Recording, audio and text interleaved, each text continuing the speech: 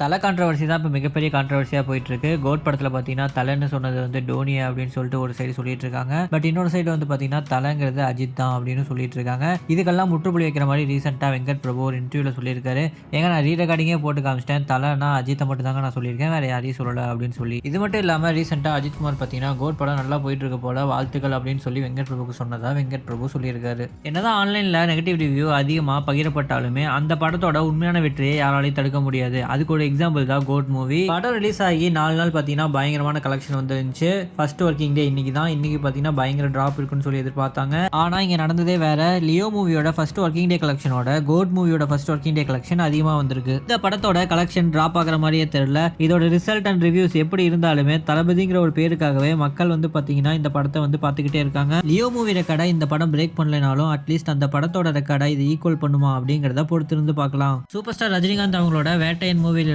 First single release ஆயிருச்சு. இந்த சிங்கிளோட name மனசிலாயோ. இந்த பாட்டு சூப்பரா இருக்கு. இந்த பாட்டோட லிரிக்ஸ் வந்து பாத்தீங்கன்னா super Subu and Vishnu Edavan. அனிருத்தோட music வழக்கம் போல இந்த பாட்டுலயுமே பயங்கரமா இருக்கு. இந்த பாட்டு இன்ஸ்டன்ட் வைப் மெட்டீரியலா இருக்கும். இந்த பாட்டுல இருந்து நிறைய ரீல்ஸ் கம்மிங் டேஸ்ல வரப்போகுது. இந்த பாட்டை நீங்க கேட்டீங்களா? உங்களுக்கு இந்த பாட்டு எப்படி இருந்துச்சு அப்படிங்கறத மறக்காம கமெண்ட் பண்ணுங்க. கார்த்திக் அண்ட் அரவிந்த் சாமி இவங்க 2 பேரும் சேர்ந்து நடிச்ச மெய்யழகன் படத்தோட டீசர் வந்து பாத்தீங்கன்னா ரீசெண்டா ரிலீஸ் ஆயிருந்துச்சு. இந்த டீசர் பார்க்கும்போது உண்மையாலுமே பயங்கர சூப்பரா டிஃப்ரெண்டா இருந்துச்சு. இந்த மாதிரி ஒரு படம் தமிழ் சினிமாவில் வந்தே ரொம்ப நாள் ஆயிடுச்சு.